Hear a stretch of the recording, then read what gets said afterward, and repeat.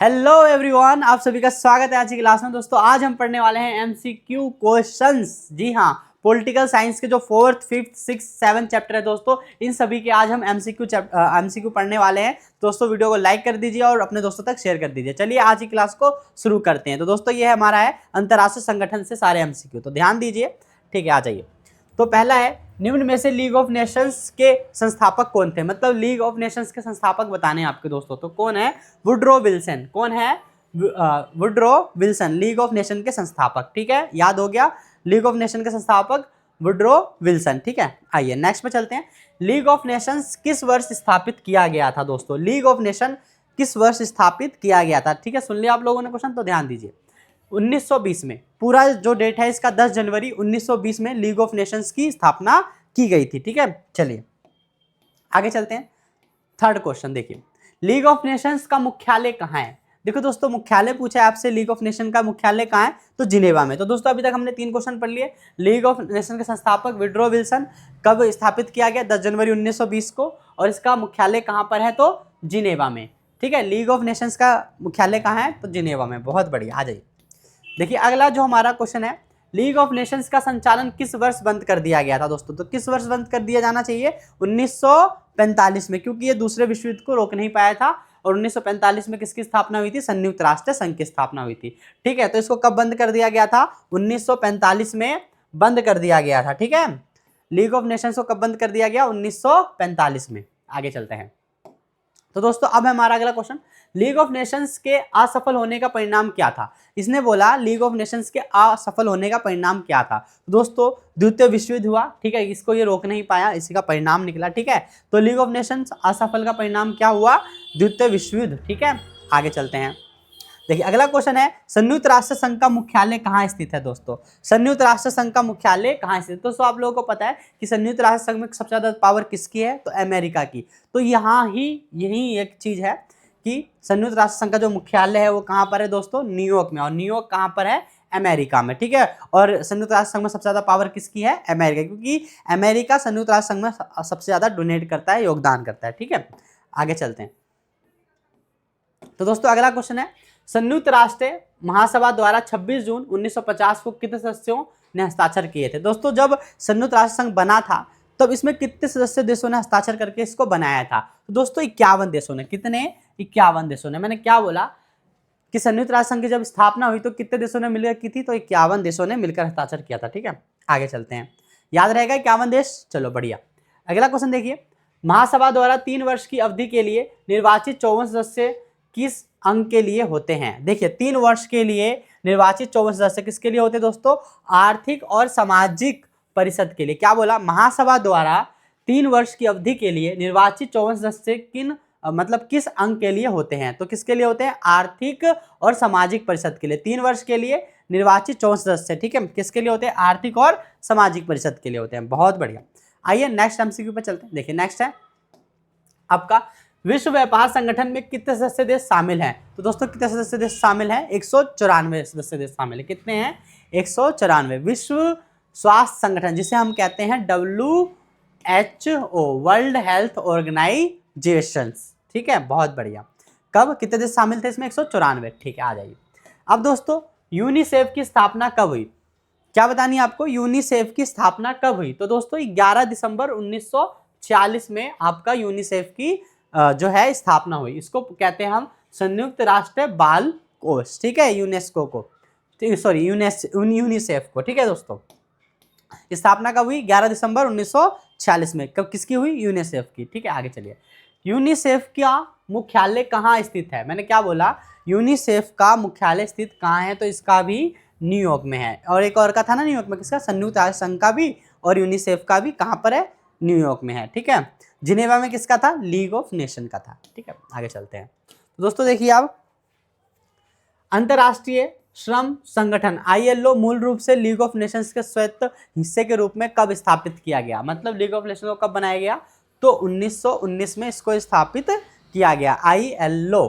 ठीक है ना, आ जाइए। ILO की स्थापना 1919 में। बहुत बढ़िया। ठीक है, ILO के कितने सदस्य देश हैं? तो दोस्तों कितने हैं? 185। ILO में कितने सदस्य देश है? तो 150 सदस्य देश हैं। इंटरनेशनल ऑर्गेनाइजेशन लेबर, सॉरी क्या बोला, ILO, ठीक है, इंटरनेशनल लेबर ऑर्गेनाइजेशन, ठीक है।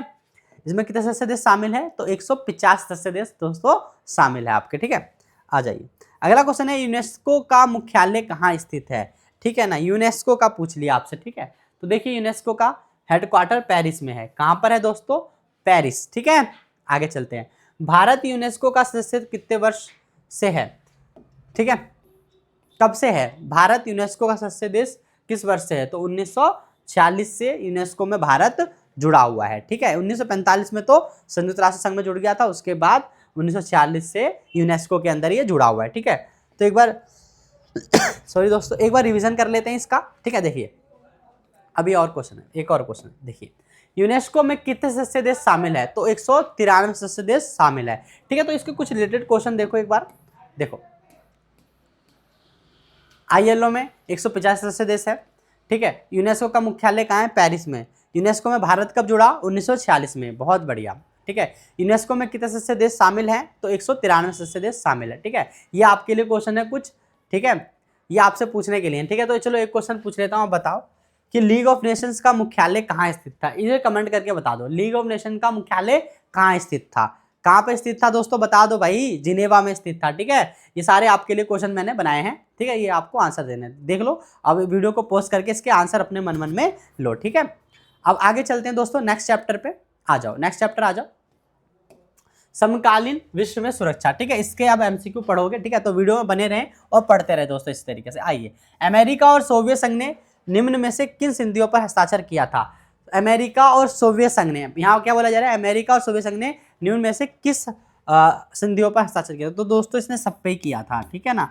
कौन सा, सामरिक अस्त्र न्यूनीकरण संधि, ठीक है, सामरिक अस्त्र परिसीमन संधि, ठीक है, परमाणु अप्रसार संधि, ठीक है, ये उपरोक्त सभी। तो दोस्तों हमारा आंसर क्या रहेगा, उपरोक्त सभी रहेगा। तो इन सोवियत संघ और अमेरिका ने इन सभी संधियों पर क्या है, हस्ताक्षर किया था, ठीक है। चलिए नेक्स्ट क्वेश्चन पे चलते हैं, एंटी बैलिस्टिक मिसाइल संधि मतलब ABM किस वर्ष शुरू हुआ, ठीक है ना, इसे बोलते हैं एंटी बैलिस्टिक मिसाइल्स ट्रेटी, ठीक है। कब शुरू हुआ, तो 1972 में शुरू हुआ। कब दोस्तों, 1972 में ये आपका शुरू हुआ था। आइए, ABM, ठीक है, ABM कब स्टार्ट हुआ, ये ऐसे याद कर लो, ABM कब स्टार्ट हुआ, तो 1972 में स्टार्ट हुआ। चलिए बहुत बढ़िया, अगले MCQ पे आ जाइए, आंशिक परमाणु प्रतिबंध संधि, क्या बोला, आंशिक परमाणु प्रतिबंध संधि, पार्शियल, ठीक है, न्यूक्लियर टेस्ट बैन ट्रीटी कब हुई थी दोस्तों, तो ये हुआ था 1963 में। आप इसको क्या बोलते हो, 1963 में, ठीक है ना, कब हुआ था, 1963 में हुआ था। आगे चलते हैं, परमाणु अप्रसार संधि, जिसे आप कहते हो परमाणु अप्रसार संधि, ठीक है ना, ये कब हुआ था दोस्तों आपका परमाणु अप्रसार संधि, तो 1968 में। ऊपर हमने क्या पढ़ा था, देखो एक बार ध्यान से देख लो, आंशिक परमाणु प्रतिबंध 1963 में और परमाणु अप्रसार संधि कब हुआ था, 1968 में, ठीक है। अब आगे चलते हैं, देखिए किस संधि ने सोवियत संघ को बैलिस्टिक मिसाइलों के रक्षा कवच के रूप में इस्तेमाल करने से रोका, ठीक है, मतलब ABM, जिसे आप ABM कह रहे थे, ठीक है ना। तो देखो एंटी बैलिस्टिक मिसाइल संधि, ठीक है ना, ABM, ठीक है, याद रखना। क्या क्वेश्चन क्या था, देख लो, किस संधि ने सोवियत संघ को बैलिस्टिक मिसाइलों के रक्षा कवच के रूप में इस्तेमाल करने से रोका, तो दोस्तों एंटी बैलिस्टिक मिसाइल संधि के द्वारा, ठीक है। अब देखिए अगला क्वेश्चन है, भारत ने अपना पहला परमाणु परीक्षण किस वर्ष किया था, तो दोस्तों कहाँ, किस वर्ष किया था, 1974 में। कहाँ पे किया था, राजस्थान के पोखरण में किया था, ठीक है, 1974 में किया था, ठीक है। आगे चलते हैं, अब देखिए निम्नलिखित में से कौन सा भारत की सुरक्षा रणनीति का एक प्रमुख घटक है, तो बताइए, हथियारों की होड़ में शामिल होना, ठीक है, संयुक्त राष्ट्र संघ में विश्वास न होना, ठीक है, युद्धों में शामिल होना, नहीं दोस्तों हमारा C है, आर्थिक विकास तेज करना, ठीक है। क्या है, निम्न में से कौन सा भारत की सुरक्षा रणनीति का एक प्रमुख घटक है, तो दोस्तों अपनी आर्थिक विकास को तेज करना, ठीक है ना। तो ये हमारी सुरक्षा नीति में है, ठीक, ये सारे नहीं है, हम हथियारों की होड़ में रहते नहीं है, ठीक है ना, विश्वास तो पूरा रखते संयुक्त राष्ट्र संघ में, और युद्धों में हम शामिल होना चाहते नहीं है, ठीक है। तो एक ही ऑप्शन बचता है, आर्थिक विकास तेज करना, ठीक है। अगला क्वेश्चन देखिए, निम्नलिखित में से कौन सा सुरक्षा की परंपरागत अवधारणा से संबंधित है, अब तो बताइए दोस्तों, वैश्विक ताप वृद्धि, आतंकवाद, महामारी, देखिए ये तो नहीं, वैश्विक ताप वृद्धि भी नहीं है, आतंकवाद भी नहीं है, और ये महामारी भी नहीं। हमारा ऑप्शन क्या है, सैन्य हमला। ठीक है, ये हमारे परंपरागत अवधारणा से संबंधित है। ठीक है, सेना हमला। ठीक, आगे चलते हैं, आगे आ जाओ। बताएंगे दोस्तों, एशिया और अफ्रीका के नव स्वतंत्र देशों के सामने सुरक्षा की प्रमुख चुनौतियां कौन सी थी, बताइए। विकास करना, ये चुनौती होती है कोई हथियार बनाना, नहीं। विदेशी संबंध, नहीं। ये क्या है, पड़ोसी देशों से सेना हमले का डर। ये जो नए जो स्वतंत्र राष्ट्र बने थे उन्हें किस चीज का डर था, पड़ोसी देशों से सैन्य हमले का डर था। ठीक है, चलते हैं नेक्स्ट क्वेश्चन पे। देखिए, निम्न में से किन विकल्पों को आप सुरक्षा के परंपरागत खतरे का दर्जा देंगे। तो देखिए दोस्तों, आप भी पता है चला था, सेना हमला। 2 बार ये क्वेश्चन आ चुका है, दूसरी बार ये रिपीट हुआ है। निम्नलिखित में से किन विकल्पों को आप सुरक्षा के परंपरागत खतरे का दर्जा देंगे, तो कौन सा है, सेना हमला। ठीक है, तो दोस्तों एक क्वेश्चन को देख लो एक बार और फिर से। ठीक है, तो ये सारे क्वेश्चन मैंने आपको पढ़ा दिए, ध्यान रखना। अब चलेंगे नेक्स्ट चैप्टर पे, तो ये जरा एक बार देख लेते हैं इसको फिर से। अमेरिका और सोवियत संघ के बीच में कौन सी संधि हुई है, सारी संधियां हुई थी। ठीक है, एंटी ब्लास्टिक मिसाइल संधि जिससे हुई थी 1972 में। ठीक है, आंशिक परमाणु प्रतिबंध 1963 में लगा। परमाणु अप्रसार संधि कब हुआ, 1968 में हुआ। ठीक है, तो एक बार रिवीजन करते हुए चलेंगे। ठीक है, आइए अब चलते हैं हम अपने नेक्स्ट चैप्टर पे। देखिए दोस्तों, अगला चैप्टर है आपका पर्यावरण और प्राकृतिक संसाधन। ठीक है, इस चैप्टर से एमसीक्यू देखते हैं आप। देखिए, निम्न में से जलवायु परिवर्तन तथा वैश्विक ताप वृद्धि का मुख्य कारण किसे माना जाता है। मतलब ये सबसे ज्यादा मतलब क्या है, वैश्विक ताप वृद्धि किसके कारण होता है। देखिए, वनों की कटाई की वजह से, ऊर्जा का उपयोग, प्राकृतिक आपदा। सबसे ज्यादा इसमें आपको क्या लग रहा है, कौन सा ऐसा कारण है जो सबसे ज्यादा हार्म पहुंचाता है आपके एनवायरनमेंट को, यानी हमारे एनवायरनमेंट को। तो देखो दोस्तों, औद्योगिकरण, क्योंकि औद्योगिकरण की वजह से ही वनों की कटाई होती है, उसमें से अपशिष्ट पदार्थ, गैसें, जहरीली गैसेस निकलती है। ठीक है, तो याद रखना सबसे ज्यादा कौन क्षति पहुंचाता है, औद्योगिकरण। ठीक है, आगे चलते हैं। अगला क्वेश्चन है आपका, ब्राजील के रियो डी जनेरियो में 1992 में संयुक्त राष्ट्र संघ का पर्यावरण और विकास संबंधी कौन सा सम्मेलन हुआ था। क्या रियो डी जनेरियो में 1992 में कौन सा सम्मेलन हुआ था, तो दोस्तों पृथ्वी सम्मेलन हुआ था। कौन सा सम्मेलन हुआ था, पृथ्वी सम्मेलन हुआ था आपका ये 1992 में रियो डी जनेरियो में, जो कि एक पर्यावरण संबंधित मतलब बैठक थी। आ जाइए नेक्स्ट क्वेश्चन पे चलते हैं। देखिए, किस पुस्तक में बढ़ती जनसंख्या के आलोक में प्राकृतिक संसाधनों के विनाश के आदेश को बड़ी खूबी से बताया गया। मतलब कि प्राकृतिक संसाधनों का जो विनाश हो रहा है, लोग आज समय में उसका इस्तेमाल कर रहे हैं, वो कौन सी किताब में लिखी गई थी, तो लिमिट्स टू ग्रोथ। ठीक है ना, लिमिट्स टू ग्रोथ मतलब आज का जो लोग है अपनी मतलब संसाधन को लिमिट से ज्यादा यूज करते हैं। ठीक है ना, तो उसी के लिए। ठीक, तो आगे चलते हैं अगले क्वेश्चन पे। देखिए, क्योटो प्रोटोकॉल सम्मेलन किस शहर में हुआ था। क्योटो प्रोटो सम्मेलन किस शहर में हुआ था दोस्तों, तो क्योटो में हुआ था आपका। ठीक है, क्योटो कहाँ पर है, जापान में। बहुत बढ़िया, आ जाइए।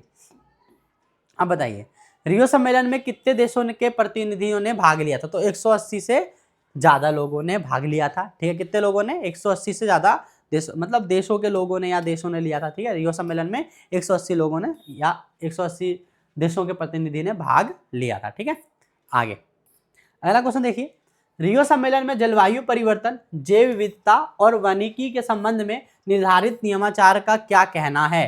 तो दोस्तों देखिए, इस जलवायु परिवर्तन और जैव विविधता को कहा गया था एजेंडा 21। अगर आपने थोड़ा सा ही पढ़ा है तो आपको पता होगा। अगर दोस्तों एक बात कहना चाह रहा हूँ, वीडियो में आप यहाँ तक पहुँच चुके हो तो आप सभी का बहुत बहुत शुक्रिया दोस्तों। आप लोग मुझे प्यार करते हैं, मेरे वीडियोस को भी प्यार करते हैं और मुझे देखना पसंद करते हैं।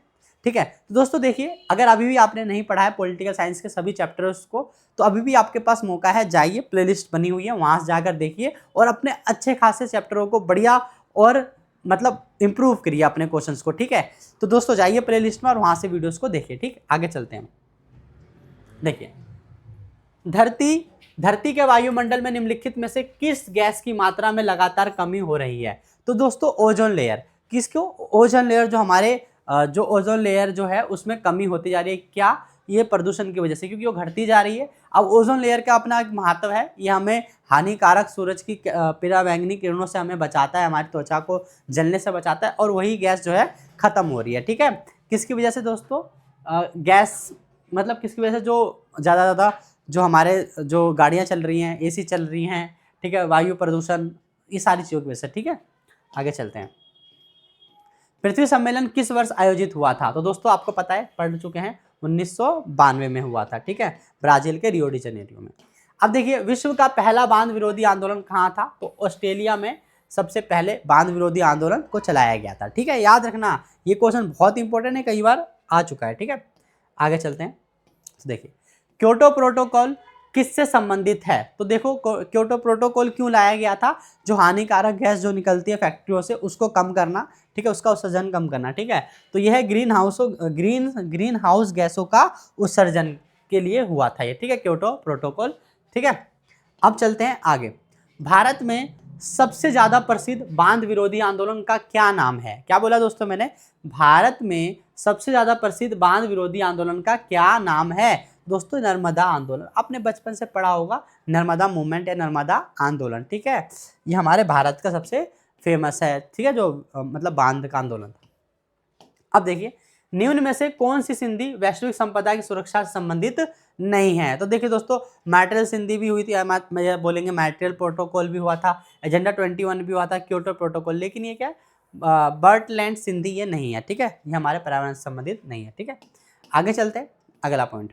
देखिए अगला, किस सम्मेलन में साझी परंतु अलग अलग जिम्मेदारियों का सिद्धांत दिया गया था, तो किस में दिया गया था, पृथ्वी सम्मेलन में ही ये बात कहा गया था, जो जितना नुकसान करेगा वो उतना भरपाई करेगा। ठीक है, तो यही है, तो किस सम्मेलन में, तो पृथ्वी सम्मेलन में इसकी बात कही गई थी, अलग अलग जिम्मेदारियों का सिद्धांत दिया गया था। ठीक है, आ जाइए अगले क्वेश्चन में। देखिए निम्न में से किस देश का या किस देश को क्योटो प्रोटोकॉल की बाध्यताओं से अलग रखा गया था, दोस्तों भारत और चीन को क्योटो प्रोटोकॉल की बाध्यता से दूर रखा गया था। ठीक है, तो अब ये हमारा एमसीक्यू होते हैं खत्म, और आपके लिए मैं कुछ क्वेश्चन लगा रहा हूँ। ठीक है, अब आप उसके आंसर देंगे। ठीक है, ये रहा, इसके आंसर आप दीजिए फटाफट वीडियो को पॉज करके। ठीक है, मैं ऊपर कर रहा हूँ, अपने मन में करिए, आपको याद होता जाएगा बीच में, इसलिए गैप दिया है। ठीक है, ये क्वेश्चन वीडियो को पॉज कीजिए और देखिए। ठीक है, आगे चलते हैं, पॉज करो और देखो। ठीक है, और इसका आंसर अपने मन में दो, या तो कमेंट करके बता दो, मुझे पता चल जाएगा कि हाँ आप लोगों को याद हो रहा है चीजें। ठीक है,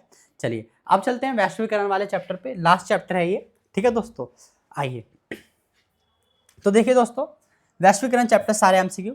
वैश्वीकरण की प्रक्रिया में महत्वपूर्ण योगदान देने वाले सही विकल्प को चुनिए। देखिए दोस्तों, तकनीकी विकास, वनों की कटाई, पारंपरिक कृषि, जनसंख्या वृद्धि। अब दोस्तों वैश्वीकरण को वृद्धि मतलब वैश्वीकरण का विकास कैसे होगा, वनों की कटाई से होगा, बताओ, या फिर पारंपरिक कृषि से होगा, नहीं, जनसंख्या वृद्धि से भी नहीं होगा, किससे होगा, तकनीकी विकास से होगा। ठीक है, हमारा वैश्वीकरण तेजी कैसे, मतलब वैश्वीकरण तेजी कैसे फैलेगी, मतलब वैश्वीकरण का विकास कैसे होगा, जब टेक्नोलॉजी बनेगी, आने जाने का साधन बनेगा, जो हवाई जहाज, ठीक है, कम्युनिकेशंस के जितने भी सिस्टम है, सब वैश्वीकरण को और बढ़ावा देती है। ठीक है, तो तकनीकी विकास। अब आगे चलते हैं, अगला क्वेश्चन है, WTO वर्ल्ड ट्रेड ऑर्गेनाइजेशन का संबंध निम्न में से किससे है, तो दोस्तों देखिए विश्व व्यापार संगठन, नाम ही पूछा, सिंपल सा क्वेश्चन था, बहुत है हलवा था ये तो भैया, चलो खा लिया आप लोगों ने, बढ़िया। अब देखिए निम्न में से FDI का सही विस्तृत रूप क्या है, FDI, तो दोस्तों FDI मतलब क्या होता है आपका, फॉरेन डायरेक्ट इन्वेस्टमेंट, या फॉरेन डेवलपमेंट इन्वेस्ट, या फॉरेन डोमेस्टिक इन्वेस्टमेंट। तो दोस्तों यहाँ क्या आएगा आपका ऑप्शन, देखिए आएगा आपका प्रत्यक्ष विधि, जो आप कह रहे हो, देखिए प्रत्यक्ष विदेशी निवेश। ठीक है, सॉरी थोड़ा सा जटिल हो गया, देखिए प्रत्यक्ष विदेशी जो है विदेशी निवेश। ठीक है, ये आपका होगा FDI का फुल फॉर्म। ठीक, चलिए आइए अगले क्वेश्चन पे चलते हैं।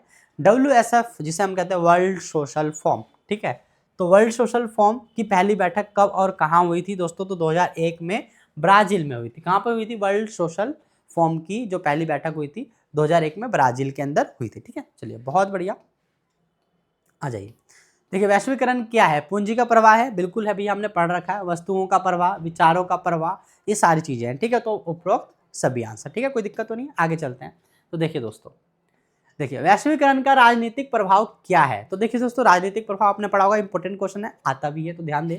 राज्य की क्षमताओं में वृद्धि होना, राज्य की क्षमता में कमी होना, तो दोस्तों यही वाला पॉइंट आपने पढ़ा होगा, याद होगा, तो इसका ऑप्शन क्या है आपका बी, राज्य की क्षमता में कमी आ जाना, यही वैश्वीकरण का राजनीति पर प्रभाव पड़ा है। ठीक है, अब बोलो क्या, राज्य की क्षमता में कमी होना। ठीक, आगे चलते हैं। देखिए दोस्तों, वैश्वीकरण के कारण संपूर्ण विश्व में वस्तुओं के व्यापार में क्या हुआ है, तो दोस्तों क्या होगा, वृद्धि होगा ना, गिरावट, स्थिरता, वृद्धि, कोई प्रभाव नहीं। तो दोस्तों वृद्धि हुई है। आज समय में आप कुछ भी ऑनलाइन बैठे ही कुछ भी मंगा लेते हो, चाहे वो ओरिजिन हो, चाहे वो इंडिया का हो, चाहे वो कहीं का भी हो, आपको चाहिए होता है आप ऑनलाइन मंगा लेते हो। किसी वजह से टेक्निकल चीज़ें हैं, तकनीक की वजह से, विकास की वजह से, ठीक है, वैश्वीकरण की वजह से, है ना। आगे चलते हैं। देखिए दोस्तों, जिसे बोला है मैकडोनल्डीकरण वैश्वीकरण के किस प्रभाव का संकेत है। तो मैकडोनल्डीकरण क्या होता है दोस्तों, कि दूसरे की संस्कृति को ग्रहण कर लेना या दूसरी की संस्कृति का असर पड़ना किसी दूसरे संस्कृति पर, ठीक है, जिसे हम कहते हैं सांस्कृतिक प्रभाव, ठीक है। मैकडोनल्डीकरण क्या होता है, हमारा सांस्कृतिक प्रभाव होता है, ठीक है। चलिए, बहुत बढ़िया। अब देखिए अगला क्वेश्चन है, वैश्वीकरण का विरोध कौन नहीं करता है। तो दोस्तों कौन नहीं करेगा, बहुराष्ट्रीय निगम नहीं करेंगे, ठीक है। जो भी पैसा कमा रहे हैं वो लोग क्यों करेंगे भैया वैश्वीकरण, जिससे जो रोटी चलती है, जिससे आप कमाते धंधा, उसकी आप बुराई करोगे नहीं ना। तो उसी तरीके से बहुराष्ट्रीय निगम जो है वैश्वीकरण की बुराई नहीं करती है, ठीक है। आगे चलते हैं। भारत में आर्थिक सुधार की योजना कब प्रारंभ हुई थी। तो दोस्तों कब भारत में खुले द्वार की नीति या फिर आर्थिक सुधार हुआ था। तो 1991 में भारत में ये हुआ था। याद रखना, अगर आए तो आपको उड़ा देना है इसको, ठीक है। कैसे उड़ाओगे, लिख कर भैया, ऑप्शन टिक करके, ठीक है। अब देखिए, आर्थिक वैश्वीकरण का दुष्परिणाम क्या है। दोस्तों क्या है, जनमत के विभाजन में वृद्धि। अब देखिए, रोजगार के अवसरों में वृद्धि, जनमत के विभाजन में वृद्धि, आर्थिक स्थिरता, व्यापार में कमी। दोस्तों इनमें तो कुछ भी नहीं हो रहा, सब चीज़ बढ़िया, रोजगार भी ठीक है और आर्थिक स्थिरता भी नहीं है, ठीक है, व्यापार में कमी भी नहीं है। तो क्या है, जनमत के विभाजन में वृद्धि, ठीक है, आपका ऑप्शन बी। आगे चलते हैं। तो दोस्तों आगे देखिए, अगला क्वेश्चन हमारा, वैश्वीकरण के कारण जिस सीमा तक वस्तुओं का प्रवाह बढ़ा है उस सीमा तक क्या प्रवाह नहीं बढ़ता। तो देखिए, लोगों की आवाजाही, देखिए पूंजी का प्रवाह हो रहा है, विचारों का प्रवाह हो रहा है, तकनीकी विकास हो रही है, लेकिन उस लेवल पे क्या है, लोगों की आना जाने का नहीं बढ़ पाया, हर कोई नहीं जा पाता है, ठीक है, लेकिन सामान का इस्तेमाल लोग कर लेते हैं, ठीक है। तो ये चीज हुआ। देखिए अगला क्वेश्चन है, वैश्वीकरण के उदय का मुख्य कारण क्या है। उन्नत प्रौद्योगिकी, संचार की क्रांति, विश्वव्यापी पारस्परिक जुड़ाव, उपरोक्त सभी। दोस्तों इसमें सारी चीजें, अच्छी टेक्नोलॉजी होगी तब पर भी, संचार की क्रांति होगी तब पर भी, वैश्विक पारस्परिक जुड़ाव होगी तब पर भी। तो उपरोक्त सभी आपका जो है आंसर होने वाला है, ठीक है। चलिए आगे चलते हैं। अब देखो दोस्तों, आपके लिए क्वेश्चन आ गया, फटाफट जो आपने पढ़ा, वो जो आपने दिमाग में घुसाया, उसको आप बताइए फटाफट, नहीं तो एक बार पीछे फिर जाइए और फिर इसके आंसर दीजिए और वीडियो पॉज करके बताना आंसर, ठीक है। चलिए ठीक है, ये दोस्तों आपके सारे एमसीक्यू जो चैप्टर हैं फर्स्ट बुक के सभी खत्म होते हैं। अब मैं सीधा सेकंड बुक का पूरा ऑल चैप्टर्स के एक ही वीडियो के अंदर लाने वाला हूं। तो दोस्तों चैनल को सब्सक्राइब कर लीजिए और एक अपना वैल्यूएबल कमेंट और लाइक जरूर कीजिए, ठीक है दोस्तों। तो पढ़ते रहिए अच्छे से, आपको करना है 90+ मार्क्स आपके एग्जाम में, ठीक है दोस्तों। तो मिलते हैं नेक्स्ट वीडियो में।